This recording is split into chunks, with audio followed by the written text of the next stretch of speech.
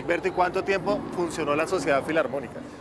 La Sociedad Filarmónica, digamos que... No pasó más de 10 años. No, es decir, como en 11, realidad una cosa no, así. del 46. Digamos que para Melo ya, para el problema de Melo, eso ya se desfigura un poco. Hay otros grupos que tratan de recuperarla, sí, de recuperarla. Por el año 58, 59 se crea otra sociedad que se llama la Unión Musical, que podemos decir que reemplaza a la Sociedad Filarmónica, pero con la guerra del 60-61 esto desaparece totalmente. Habrá que esperar de la guerra del 60-61 20 años más al proyecto regenerador, al proyecto de Estado que incluye las artes, para que pudiéramos tener otra institución musical. Entonces, ¿ahora dónde vamos a seguir este recorrido? Pues bueno, hay posibilidad de seguir hacia adelante y hacia atrás en algo muy cercano aquí. Y no hay que ser tan lineal en el programa. Exacto, tampoco. sí, en algo Entonces, tú adelante y dirás, hacia atrás, que es por Santa Clara, para mostrar un poco del periodo colonial, y enfrente no existe, pero ahí estuvo uno de los más importantes teatros de la ciudad durante la última parte del siglo XIX y comienzos del siglo XX, que es el Teatro Municipal. Bueno, vamos.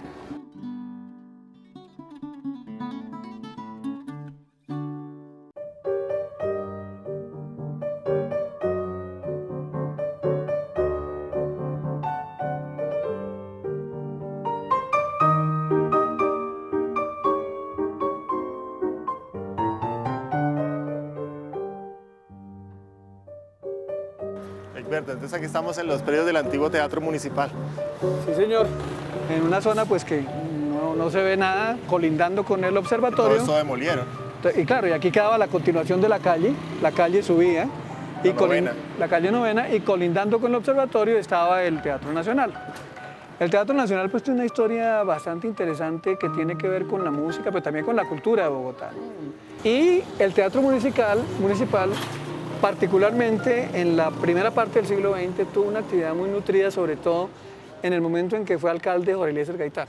De todo tipo de eventos, desde los políticos, hay que recordar lo que los partidos tradicionales, por burlarse, llamaban los viernes culturales de Gaitán en el Teatro Municipal, que no eran tales, la gente piensa que era una tontería reunir, eran reales convocatorias de conferencias políticas, ilustrativas sobre todos temas, salud, etcétera. Hay que ver las programaciones de esa época.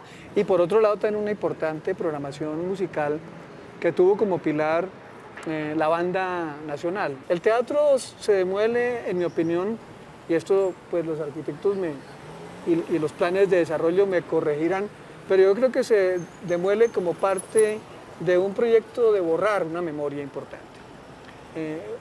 El Frente Nacional definitivamente sí quería borrar cosas, claro. Y para mí la demolición del Teatro Municipal es un intento de borrar esa memoria importante de esos años que fueron cruciales en la construcción de la cultura de la ciudad particularmente y de la cultura musical de la ciudad. Lo que dice la historia oficial es que después del 9 de abril, donde casi la gente se toma el Palacio de la Carrera, Laureano Gómez tomó la decisión de, por seguridad, demoler todo el entorno de la casa que sería después de Nariño, que fue lo que sucedió. Entonces hoy en día justamente por eso toda esta zona está... Claro, ese es el tema de la seguridad. Zona de distensión. La zona en la que no se puede hacer nada, hay que pedir permiso en aras de una palabra. Y que es un lugar también esa. Que no solo es importante para la historia del teatro y la música, sino del cine, porque la primera proyección de cine se hace justamente ahí. En el Teatro Municipal. En 1897. Exactamente. En el Teatro Municipal, por ejemplo, se hace la primera interpretación del himno nacional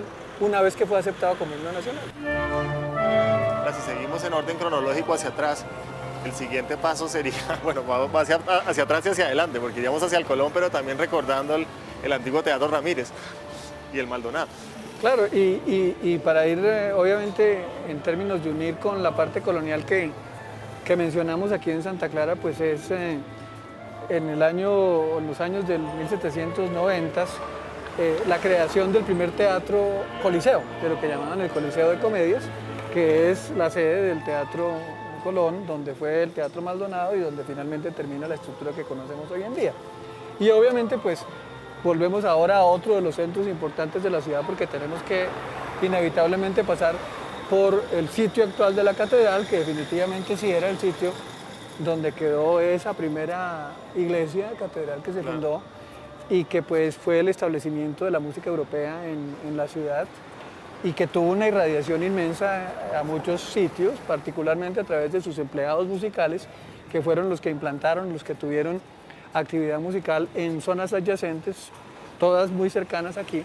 Por ejemplo, el maestro de música de las monjas de Santa Clara era un empleado musical de la capilla ¿Y de qué la origen catedral. tenía ese maestro musical? Pues, conocemos los detalles en el siglo XVIII, o sea, conocemos los detalles del siglo ¿Pero XVIII. eran criollos o eran Es extranjeros? muy probable que Juan Concha, que es el primer maestro de música de las monjas de Santa Clara, que era empleado de la capilla de la catedral, fuese nativo.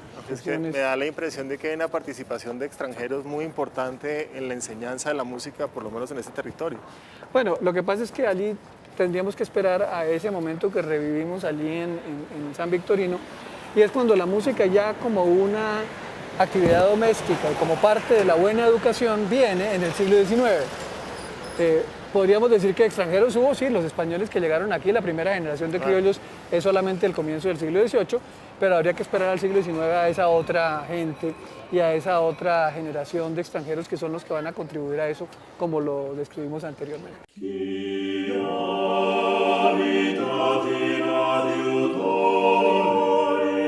Nos estabas contando algo, Egberto, en relación con la catedral. Sitio, digamos, matriz, por decir así, donde se instaló la primera, por decir así, actividad musical de música europea aquí, muy temprano, por cierto, porque estamos hablando de algo que comienza a funcionar en 1560. El siglo XVI. Sí, el mismo siglo XVI, en el mismo sitio. Tal vez hoy uno ve pues la fachada, uno ve toda la estructura moderna de la catedral, digamos, del siglo XVIII y del siglo XIX, pero la planta es la misma, la planta es la misma y ahí estaba y había además unas conexiones muy interesantes con respecto, como ya mencionaba, con las otras escuelas o con las otras actividades musicales en otras iglesias.